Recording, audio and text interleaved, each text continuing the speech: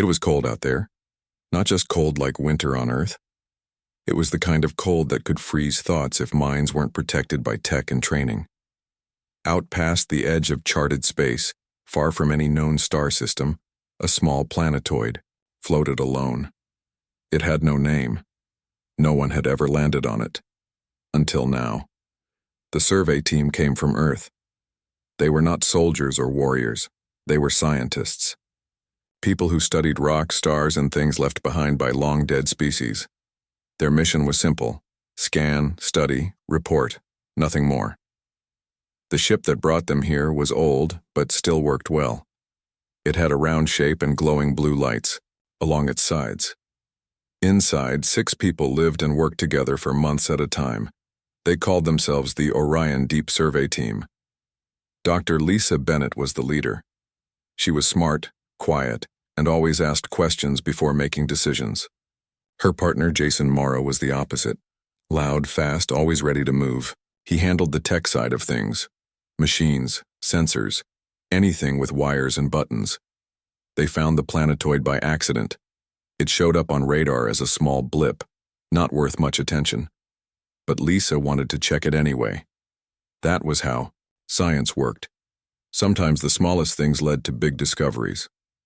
As they got closer, scans showed something strange beneath the ice crust. At first they thought it was just a large rock. Then the readings changed. It looked too smooth, too symmetrical, too perfect to be natural. "This isn't just a rock," Jason said, staring at the screen. Lisa leaned in. "No, it's not." They sent down a drone to dig into the surface. What it found made them both stop talking for a full minute. There was something under the ice, something built, a structure, maybe even a ship. They called back to Earth. The message was short. "We may have found something," requesting permission to land. Back home, officials debated. Was it safe? Could it be dangerous? Would it cost too much? But curiosity won. Permission was given. A few days later, the team landed on the frozen world. They stepped onto the surface, wearing heavy suits that kept them warm and alive. The ground cracked under their boots. Above them, stars burned silently in the dark. They followed the drone's path down into the ice. It wasn't easy. The deeper they went, the colder it got. But eventually, they reached what the drone had found. It was a door. Not a normal door like on a house. This one was huge, covered in strange symbols. Some glowed faintly when they touched them. Others stayed dark, silent. Jason ran his hand over the symbols. "Looks ancient." Lisa nodded. "Maybe older than anything we've found so far." They scanned the door. It didn't respond to any known language or code, so they tried another way. They used sound pulses, vibration patterns, anything that might wake it up. After hours of trying, the door moved. It opened slowly, groaning like it hadn't been used in a million years. Inside was dark. Cold air rushed out. The team turned on their lights. Beams cut through the darkness, revealing a long corridor lined with metal walls. The floor was smooth. The ceiling was high. They walked forward carefully. Every step echoed. Every breath sounded louder than it should. At the end of the hall was a chamber, big, round. In the center stood something tall and glowing, a core. It hovered slightly above the ground.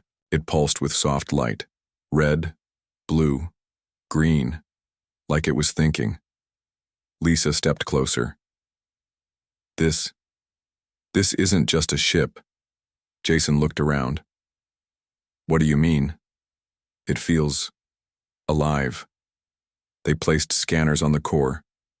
Data began flowing in strange words, symbols, numbers they couldn't understand. But one word stood out. It repeated again and again. "Final judgment." Jason frowned. "That doesn't sound good." Lisa ignored him. She was already typing notes into her pad, trying to make sense of everything. Hours passed. Then days. More data came in. The ship wasn't just floating randomly. It had been placed here, hidden, buried, and the core, it wasn't just a power source, it was waiting for someone to find it, waiting to be used. They learned it was built by an ancient race called the Zelleri. No one knew much about them, only that they had vanished long ago. No ruins, no remains, just whispers in old records. But the core didn't call itself Solari. It called itself something else. Operator. Lisa read the word again, and again. Operator. She felt a chill go down her spine. Not from the cold, from the meaning. Someone built this thing. Someone who knew humans would come looking. Someone who trusted them to use it. Jason noticed her face. You okay? Lisa looked at him. I think we just found something bigger than we thought. He raised an eyebrow. Like what? A weapon. Silence filled the room. Then the core pulsed again, stronger this time. The lights flickered, the floor shook, and then, all across the solar system, every satellite, every station, every signal dropped. For a full 5 minutes, Earth lost contact with half its systems. No warnings, no attacks. Just silence. When the signals returned, the core had shut down. No signs of danger, no sign of life. Only one thing remained. A single message, carved into the inner wall of the chamber in glowing letters. Humans are not prey. The silence after the pulse lasted 5 minutes, but it felt longer. For those on Earth, it was like the stars had blinked out for a moment. Satellites went dark. Communications failed. Planes lost contact with towers. Ships stopped sending updates. It was as if something unseen had reached across space and tapped the universe on the shoulder. Then, just as suddenly, everything came back. No one knew what had happened. Scientists scrambled, governments worried. And deep on the frozen planetoid, Lisa Bennett stood staring at the core. It still pulsed, slow and steady, like it was breathing. Jason Morrow shook his head. That was not normal. Lisa didn't answer, right away. Her eyes were locked on the glowing words carved into the wall. Humans are not prey. She read them again. Then again. Something inside her shifted. That night she couldn't sleep. Not really. Her body rested, but her mind stayed awake, spinning in circles. She kept thinking about the core, about the word, operator, about why it had reacted when she touched the symbols. And then in the middle of the night she saw it, not with her eyes, with her thoughts. A vision. She was standing somewhere else. A place that looked like Earth, but wrong. The sky was red. The buildings were tall but broken. Smoke rose from faraway fires. People ran, screamed, fought. Then a voice, not loud, not angry, calm. It said only one thing. You are not the first. Lisa woke up with a gasp. Her heart pounded.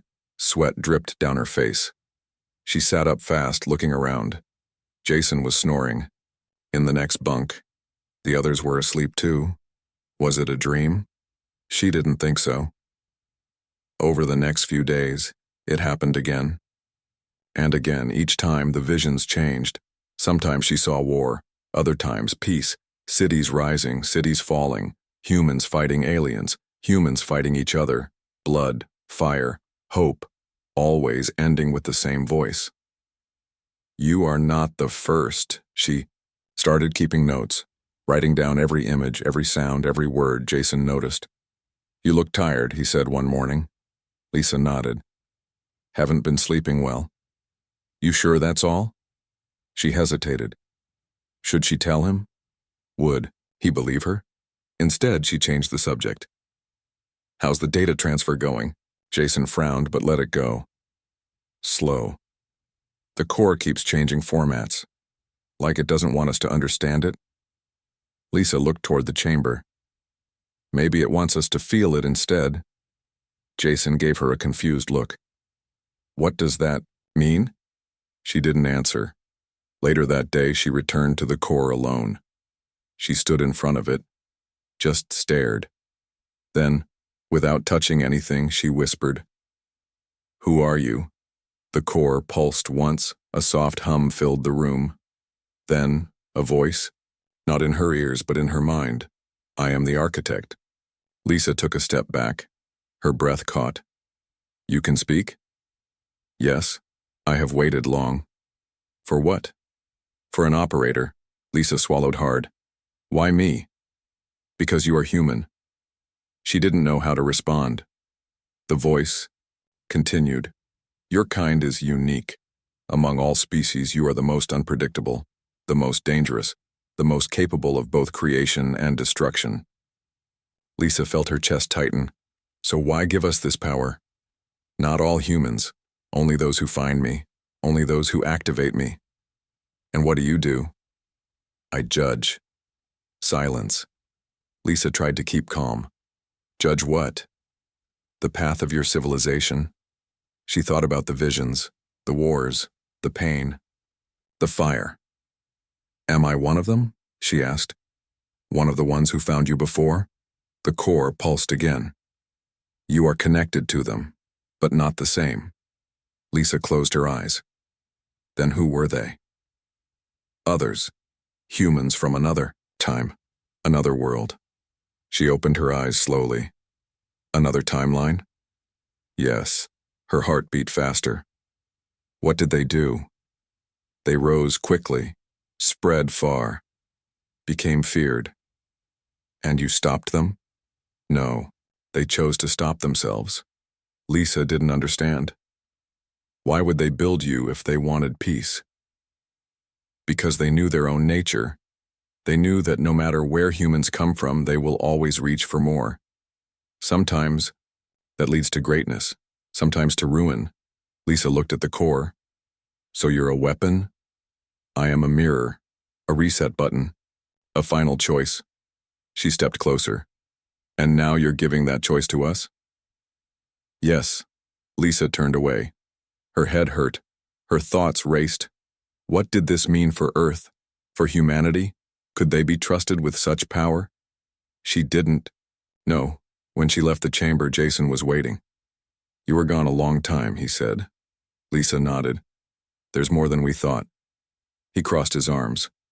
Like what? She looked at him. It's not just a relic, it's not even Zalari tech. Jason raised an eyebrow. Then whose is it? Lisa took a breath. Ours. Jason stared at her. What? This thing. It was built by humans. From another timeline. Jason shook his head. That doesn't make sense. It does if you think about it. The Zalari vanished without a trace, but someone else was watching. Someone who saw what humans could become, and decided to prepare for it. Jason looked pale. Prepare? For what? Lisa looked back toward the chamber. For the end of everything. Jason didn't say anything for a long time, then he said, We need to tell the others. Lisa shook her head. Not yet. We don't know enough. Jason frowned. But you told me. Lisa smiled slightly. Because I trust you. For the first time since arriving on the planetoid, Jason looked scared. Not of the cold, not of the dark, but of what they had found, and what it meant for humanity. Back on Earth, things were not quiet. News of the discovery had leaked. Not all of it, but enough to make people nervous. Governments argued. Scientists debated. Military leaders got ready for something they didn't understand. Lisa Bennett and Jason Morrow returned under heavy escort. They landed at a secret base far from any city. No press, no cameras, just guards and questions. They were tired, their minds still full of what they had seen, what they had felt. Inside the base, a small group of officials waited. They asked Lisa what she had found. She told them the truth. The relic was not alien. It was built by humans, not their humans. Humans from another time, another world. She explained about the visions, about the voice inside her head, about the core that called itself the architect, and about its purpose. Jason stood beside her as she spoke. He backed up every word. He had seen the data, felt the pulse, watched satellites fail across the solar system. When she finished, silence filled the room. Then one man, older than the rest, leaned forward. "You're telling us," he said slowly, "that someone built a weapon disguised as a relic and left it here for us to find?" Lisa nodded. "Yes. And this thing can change physics? Wipe out entire civilizations?" "Not wipe them out," she said. "Make them forget how to fight, how to hate." The man stared at her. Why would anyone build something like that? Lisa looked around the room. These people were smart, powerful, but they didn't understand what she did. "Because they knew what we are," she said. "They saw it before we did." She took a breath. "They saw what humans could become, and they were afraid." A woman in uniform frowned. "Afraid of us?" Lisa met her eyes. "Not just you. All humans. We don't follow the same rules as other species. We rise fast, fall fast, build empires, tear them down, kill each other over ideas, over colors, over nothing." Jason stepped in. The ones who made the architects saw that. They came from a timeline where humans reached the stars early. Too early. They spread too far, took too much, became monsters. Silence again. Then another official asked, "So they built this thing to stop themselves?" Lisa shook her head. "Not to stop, to warn, to give a choice." The old man rubbed his face. "This is insane."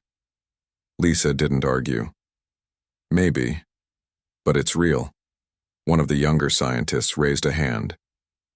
"If the architect is active, does that mean it can be used?" Lisa looked down. "Yes." That one word sent shockwaves through the room. People started talking, arguing, asking questions. Could it be controlled? Should it be destroyed? Would anyone try to use it? Lisa stayed quiet. She already knew the answer. Someone would. They always did. Later, that night she sat alone in a small room. No windows, no phone, just a bed, a chair, and a locked door. She thought about the architect, about what it had shown her, about what it had said. "You are not the first." She wondered if the others had felt the same fear, the same doubt. Had they tried to hide it too? Had they failed? There was a knock at the door. Jason walked in. He looked tired. "You okay?" he asked. Lisa gave a weak smile. "Depends on what you call okay." He sat next to her. "They're scared." "I know. They don't know what to do with us." Lisa sighed. "We told them the truth. That's more than most would do." Jason looked at her. "Are you going to tell them everything?" She looked back. "Do you think I should?" He hesitated, then shook his head. "No, not yet." She nodded. "Good, because there's more." Jason raised an eyebrow. "There's more?" Lisa stood up, walked to the wall, touched it like it might hold answers. "The architect wasn't just a mirror," she said. "It was a test." "A test of what?" "Of whether we deserve the power." Jason frowned.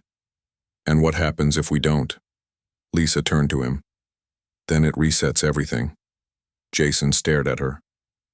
"Like, kills everyone?" "No," she said softly. "Make sure no one can ever hurt each other again." Jason didn't speak for a long time. Then he said, "We need to go back." Lisa looked at him. "You serious?" "Yes, before someone else gets there first." She thought about it, thought about the core, the chamber, the words carved into the wall. "Humans are not prey." She smiled slightly. "Yeah," she said, "we do." But they weren't the only ones thinking about the relic. Across the world, different groups were moving. Some wanted to study it. Others wanted to control it. A few wanted to destroy it. And somewhere, deep in space, another ship had left orbit. It wasn't from Earth, but it was heading toward the planetoid, toward the relic, toward the architect, and whoever was on that ship. They weren't coming to talk. Lisa and Jason didn't wait for permission.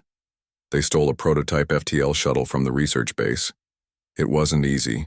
They had to disable alarms, fake system logs, and sneak past guards. But they made it. The shuttle was fast, small, built for testing new jump drives. It could reach the rogue planetoid in just a few days if everything went right. It didn't. Halfway through the trip, their sensors picked up something behind them. A ship. Not Earth-made. It was sleek. Military-grade. Fast. Someone knew what they were doing, and they weren't happy about it. Jason looked at the screen. We've got company. Lisa checked the readings. Looks like a coalition task force.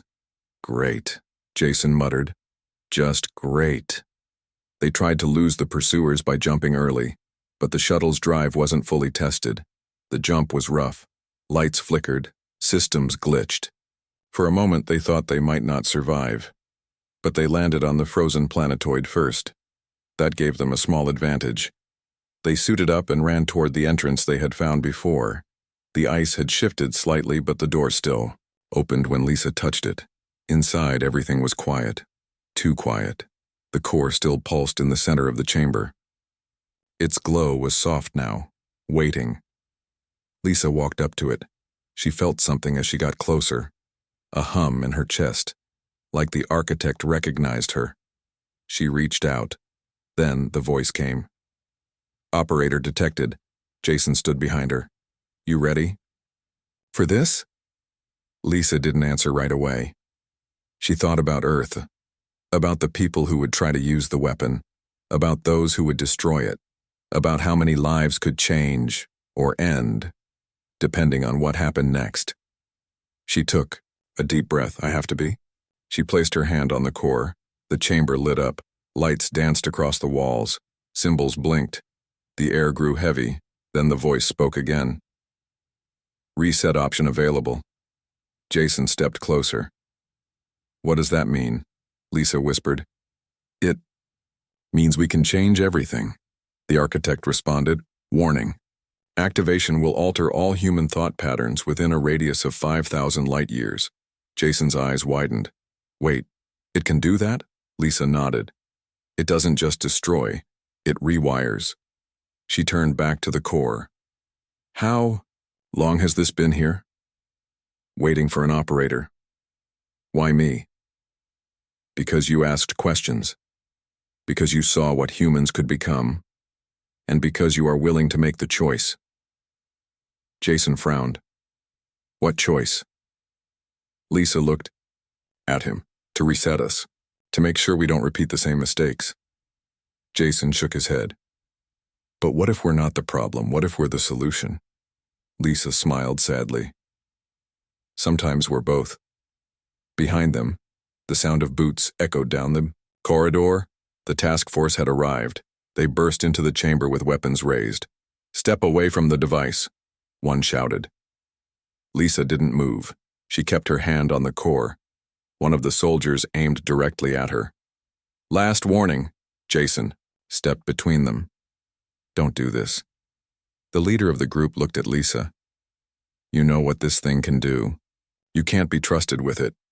Lisa met his eyes. No one can. Then she whispered, activate. The room exploded with light, not fire, not heat, just light. It filled every corner, every wall, every mind. Outside, the soldiers dropped, their weapons, their heads snapped back. Eyes wide. Across the solar system, satellites blinked. Ships lost control. Planes wavered in the sky. On Earth, billions of people stopped what they were doing.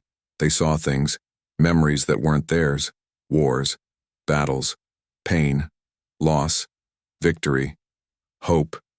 They saw themselves, not as they were, but as they could be. And then, just as suddenly, it was over. The light faded. The silence returned. Lisa fell to her knees. Jason caught her. The soldiers were stunned. Some were crying. Others stared at their hands like they didn't recognize them. The leader of the task force looked at Lisa. What did you do? He whispered. Lisa looked up. Her voice was weak. I showed them the truth. Jason helped her stand.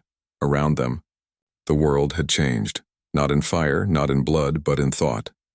Back on Earth, violence dropped overnight. Weapons failed.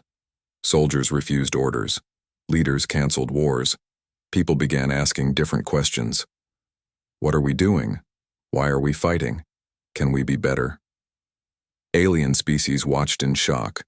Some feared what had happened. Others wondered if it was a gift.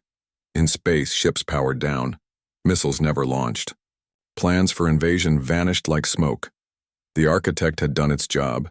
It had forced humanity to look at itself, and for once, they didn't like what they saw. Lisa leaned against Jason. Did it work? He looked around. I think so. She closed her eyes. Then we're done. But the architect wasn't finished. A final message appeared in glowing letters on the wall. You are not them. Prove it. Lisa read it, smiled, then passed out. The galaxy watched. From distant stars and silent stations, alien eyes turned toward Earth. They had seen war. They had seen peace. They had seen species rise and fall. But never like this. Never without a shot fired. Never without blood spilled. Never because of a thought. What happened on Earth was not an invasion, not a revolution, not even a war. It was a change, a quiet one, and it started with one word. Reset. Across the solar system, weapons stopped working. Not broken, just useless. Guns refused to fire, bombs would not explode, ships could not launch. Soldiers looked at their hands and asked why they were fighting. Leaders sat in silence and wondered what they had become. People stopped hating for no reason. Not all of them. Not forever. But enough. Enough to make a difference. On Earth, the first signs came slowly. A border conflict ended when both sides dropped their weapons and walked away. A city that had been burning for weeks suddenly went quiet. A fleet preparing to attack another planet simply turned around. No orders. No treaties. Just understanding and fear. Fear of what had been shown to them. Fear of what they could become. Lisa Bennett woke up in a cold room. She didn't know where she was. She didn't know how long she had been asleep. Jason was there. He looked tired. His face was thinner, his eyes darker. You're awake, he said. Lisa tried to sit up. Her body felt heavy, like it didn't want to move. What happened? She asked. Jason smiled slightly. You did it. Lisa blinked. Did I? He nodded. Yeah. You showed us everything. All of us. She looked around. Where am I? Safe place. Not Earth. She frowned. Why not Earth? Jason hesitated, then said, because people are still scared. Even if they don't hate anymore, they don't understand what you did. Lisa closed her eyes. I didn't do it for them to understand. I did it so they'd feel. Jason sat beside her. They did. Everyone did. She opened her eyes. Again. How bad is it? He shook his head. Not bad. Not good either. It's different. She waited. He continued. Wars stopped. Borders opened. People are talking instead of fighting. But some leaders are gone. Some governments fell apart. And some people think you destroyed something they needed. Lisa looked at him. Like what? Jason sighed. Control. She thought about that. Then asked, what about the architect? Jason looked away. Silent, dormant, back to waiting. Lisa nodded. Good. Jason stood up. You should rest. She reached out and touched his arm. You stayed. He looked back at her. Of course I did. She smiled. Thanks. He left the room. She closed her eyes again and dreamed. Not of war, not of pain, but of stars. On Earth, life changed. Slowly, carefully. Cities rebuilt themselves. Not because of laws, but because people wanted to. Technology moved forward. But not for weapons, for healing, for growing food, for helping each other. Schools taught new lessons. History books were rewritten. Children grew up asking questions like, Why did we fight before? Why did we hurt each other? And adults had no easy answers. Some blamed the architect, others thanked it. Most just accepted that something had changed them, made them better, or at least trying to be. In space, alien species watched with wide eyes. They had feared humans, feared their speed, feared their hunger, feared their violence. Now, they feared something else. They feared what humans might become. Some species sent messages, peaceful ones, offering trade, offering friendship. Others kept their distance, not out of hate, out of caution. One message came from a far-off world. It read, "We saw what you did. We do not know if we should thank you or run." Another said, "You have done what no other race has done. You changed yourselves." And one final message came from a ship near Mars. It only said, "Thank you." Back on Earth, Jason traveled. He visited places he hadn't seen in years. He met people who used to fight. Now they work together. He talked to scientists, to soldiers, to children. Everyone had the same look in their eyes. Confusion, hope, fear, and something else. Gratitude, not for peace, but for choice.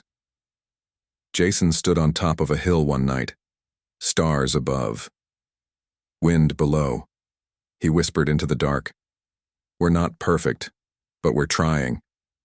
And somewhere, deep in space, a voice heard him.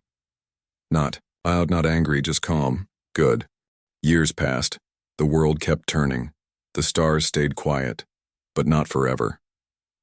On Mars, a girl named Emma dug through red dust with her small hands. She was 10 years old, curious, brave, always asking questions. Her parents were scientists. They worked on an old research base near Olympus Mons, one of the tallest mountains in the solar system. Emma didn't like staying inside. She liked the outdoors, even if it was cold, even if she had to wear a suit. That day, she wandered farther than usual, past the edge of the mapped area, past the warning lines. She found something strange. Cave. Not just any cave. It had markings on the walls, symbols. Some looked familiar, others didn't. Emma stepped inside. The air was colder here. Still. Quiet. Her light beam cut through the dark. And then she saw them. The same symbols from the rogue, planetoid from the architect. She reached out, touched one, and heard a voice. Soft, familiar. "Hello, operator." Emma jumped back. Her heart pounded. "Who said that?" she whispered. No one answered. She looked around. Nothing moved. Just stone. Just silence. But the voice stayed in her head, like it had always been there.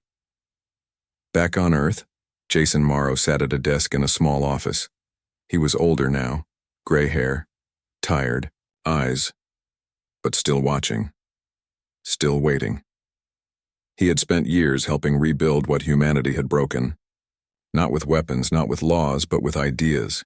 He taught people how to think differently, how to learn from the past, how to choose peace instead of war. One morning he got a message. From Mars. From Emma's parents. They were worried. Their daughter had come home pale, shaking, talking about voices, about symbols, about a place no one knew existed. Jason read the message twice. Then he stood up, grabbed his coat, and left. Emma sat on her bed when he arrived. She looked up at him. "You're Jason," she said. He smiled. "Yeah, I am." She studied him, like she already knew who he was. "You met the architect," she said. Jason's smile faded. "How do you know that?" Emma pointed to her head. "It told me." Jason sat beside her. "Did it say anything else?" Emma nodded. "It said, 'Someone else is coming.'" Jason felt a chill. He asked, "Who?" Emma closed her eyes, then whispered, "Another version of us." Jason didn't speak for a long time. Then he asked, Can you show me where you found the symbols? Emma nodded again. Yes. They traveled to Mars together, to the cave. Inside, the symbols glowed faintly. Emma touched one. The voice came again. You are not alone. Jason looked at Emma. What does that mean? He asked. Emma frowned. I don't know, but it's watching. Jason stepped closer. Is the architect awake? Emma shook her head. No, but something else is. Jason looked around. The cave felt different, like it was listening, like it was waiting. For what? He didn't know. But deep in space, far beyond the edges of charted systems, another ship drifted. It was human-made, but not from this timeline. Its hull was black, its engines silent. Inside, a group of soldiers stood in a dim room. A man in uniform looked at a screen. A single word blinked on it. Operator detected. Behind him, a woman asked, What now? The man looked at her, then said, We go find our own architect. And somewhere deep in the void, the original core stirred, not fully awake but aware, watching, waiting, because humans were not done, not yet. And somewhere, in another version of the universe, another version of Lisa Bennett stood before another version of the architect. She looked into its glowing light and whispered, Reset.